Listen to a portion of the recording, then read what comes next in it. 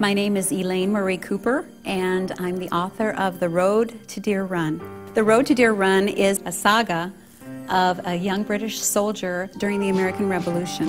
It starts in 1777, and this young lieutenant is wounded and ill, and he escapes from a line of prisoners and goes into the woods, and he thinks he's going to die. However, he is discovered and rescued by a young colonial farm woman who decides that she cannot leave him to die.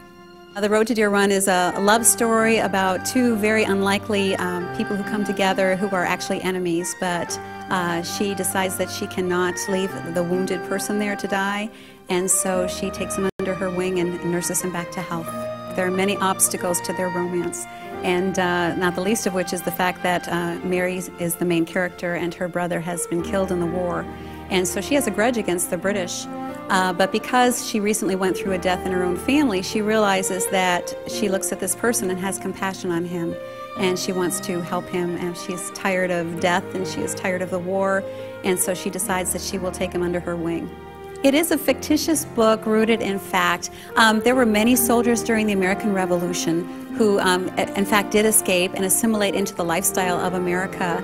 But one of those in particular was my great-great-great-great-grandfather, Daniel Prince. And he was one of those prisoners that was captured at Saratoga, New York, and was led as a prisoner of war down towards Massachusetts. He escaped into the countryside, and he met my great-great-great-great-grandmother, and the rest is history. While I was doing the research to write The Road to Deer Run, I also decided to do the research on my actual ancestor, Daniel Prince. Well, this took me to a researcher in England who was able to go to the National Archives there, and she actually discovered my ancestor in the National Archives, Daniel Prince, and when he had signed up for the British Army back in 1775.